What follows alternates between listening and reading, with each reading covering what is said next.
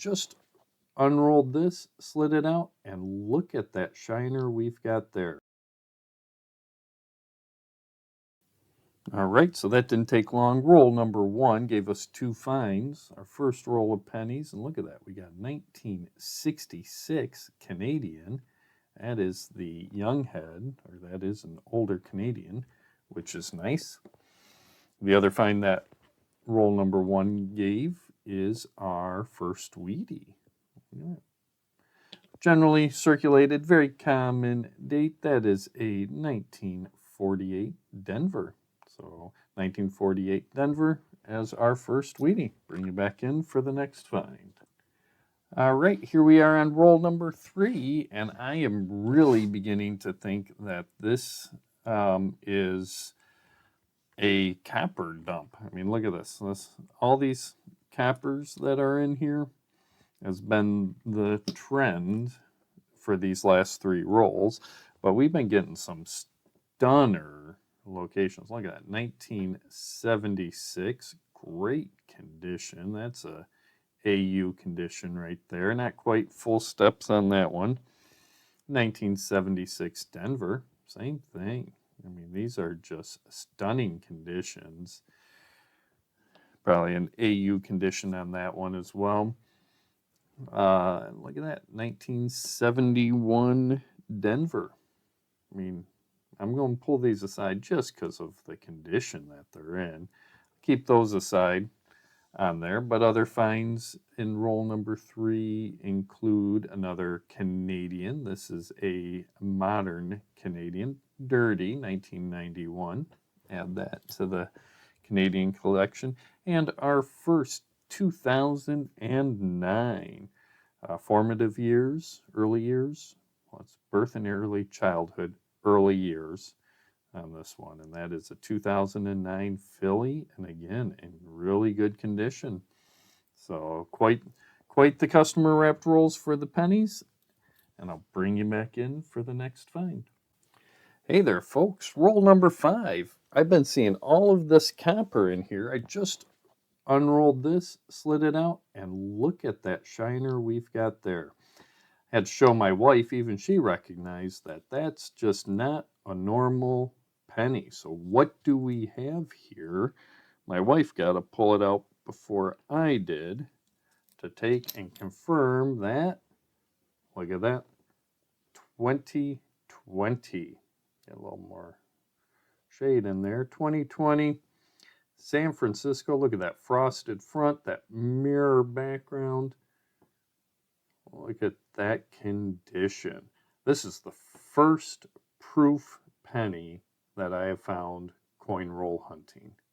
Such a gorgeous, gorgeous coin. I mean, look at that sparkle and that shine. 2020 San Francisco, man. I'm going to put that one in a flip here and get back to the rest of the copper in this roll, and I'll bring you back if there's another find. All right, here we are 2 rolls later. Just thought I'd bring you in here because we found our next wheat cent. That is a 1956 Denver. 1956 Denver. There is that wheat. Well circulated, but it's a wheat cent nonetheless. Number 2 for these 10 rolls so far. Last roll number 6, we did have another formative years, 2009. Not as good condition, couple little spots along the way there, and that is also a Philadelphia 2009. Other foreign finds, we had a 1978 dark, dirty Canadian. Definitely circulated, almost a parking lot coin there. We also had a 1996 Canadian, and this has got those edges on there, not the circle, what is that? That's 1, 2, 3, 4, 5, 6, 7, 8, 12-sided. I can't remember the number of sides on that one.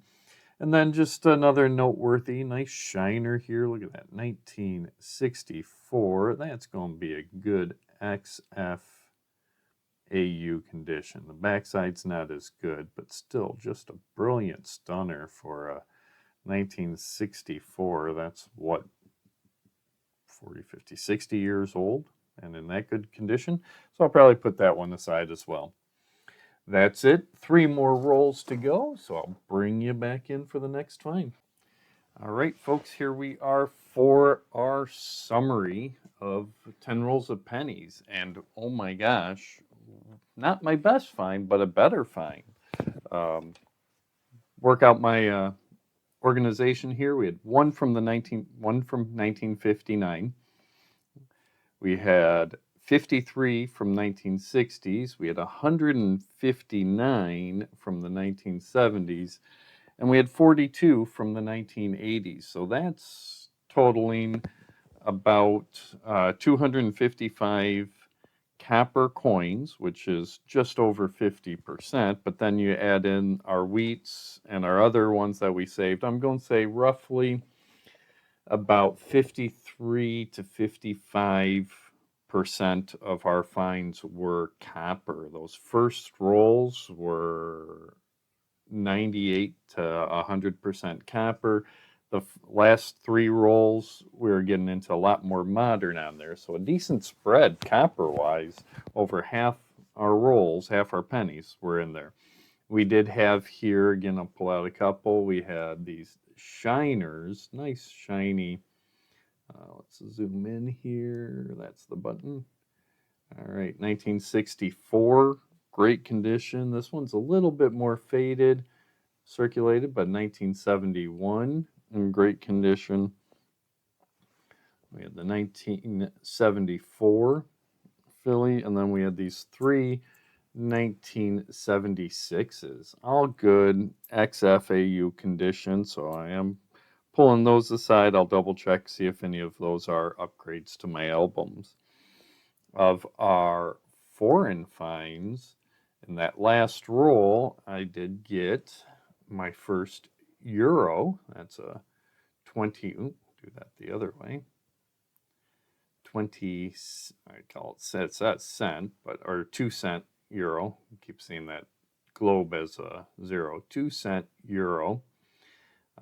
So that is our one across the pond find. And then we had 7 Canadians, very common in my area, and these are going, we have 1963, 1966, there's the focus, 1966,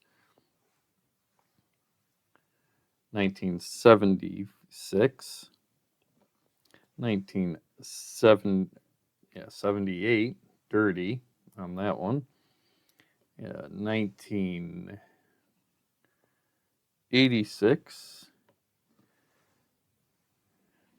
1991, nicely toned on that one, well circulated, and a 1999. Now, none of these are book fills for me. I've got all of those, so I'm not going to worry too much about that. Of the significant finds, we had 2 formative years.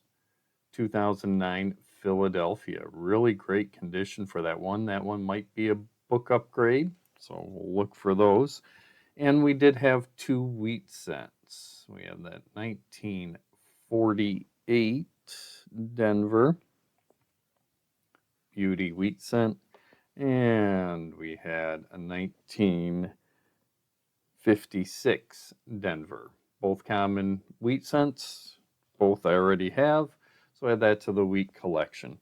Probably the best finds, and I don't know what I'm going to do with this one yet, but let's get this one all put together here. I put this aside. I do check my 1972s and 73s. So we have Lincoln nicely balanced there, close to the even. And then when I flip it over, I actually drew a line, and we've got a rotated die.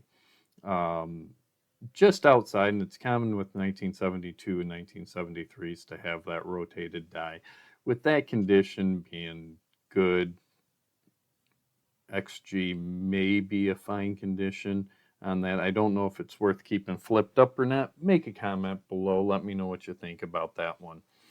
But the best find, my first find ever in penny roll or cent roll hunting, is that 2020 proof.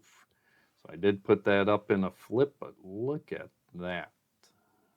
That is my first time ever finding a proof cent in any of my hunts.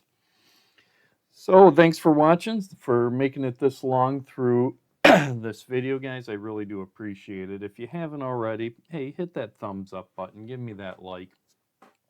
Just gives me some encouragement to continue sharing this hobby with you. If you are liking my content or you have some suggestions on the comment, click that subscribe button. Leave those comments below.